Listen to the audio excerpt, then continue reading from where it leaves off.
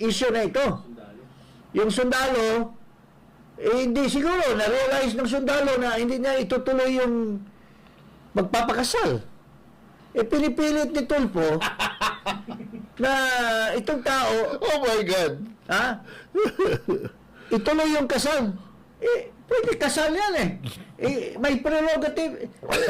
May batas naman kung hindi mo na tuloy yung kasal, pwede kang sampahan ng kaso or pwedeng damages. Pero, tingnan mo, binabastos niya yung dinatawag niyang duwag. Ito, pakinggan natin. Okay, nasa yung telepono na si Private First Class Raymond Canlog. PFC Canlog, magandang umaga po, sir. Sir, magandang umaga po. Sir, pwede mamaya na lang, sir, kasi nandito po ako sa town ba. Duwag ka, sir. Nakakatakot ka. Baka pagdating sa enkwentro, iwan mo yung mga kasama mo. Halimbawa, may bakbakan na, nakakita ka ng kalaban, baka tumakbo ka, karipas ng takbo, iwan mo yung boots mo, takbo ka. Kawawa na may mga kasama mo, iwan mo, dahil duwag ka.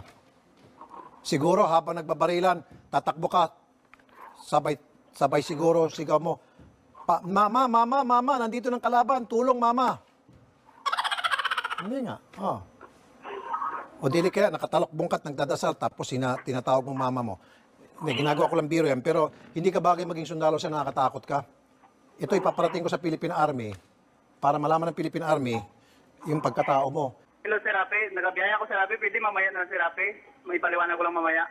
Sige, paliwanag mo mamaya. Kasi critical yung pabalikan namin. Ano pa?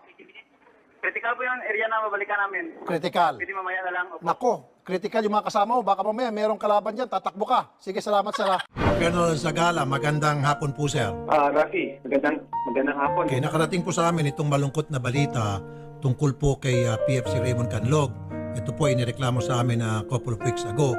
Ano bang nangyari sa kanya? Yes, Rafi. Kahapon, nung July 29, about 5:20 ng umaga, itong unit ni itong 57th Infantry Battalion nag-operate, nagkaroon sila ng encounter dito sa Barangay Penditen, dato sa Libo, Maguindanao, Okay. At ito nga nag-result sa pagkamatay ng dalawa nating sundalo, Ang isa doon si PFC Raymond C. Canlog. Okay.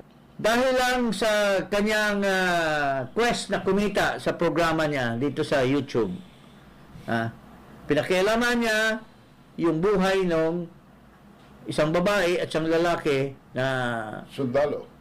itong lalaki, sundalo, at magpapakasal pero hindi natuloy. Nagsumbong yung babae, pati tapos hinihikayat niyan kausapin in public yung lalaki na kasalukuyan na nandoon sa gera. Sa battlefield. Sa battlefield. Tapos sinasabi niya, kasi hindi siya pinaunlakan nung sundalo, duwag ka. Para ka sa baby ka ng mama mo. Ganyan.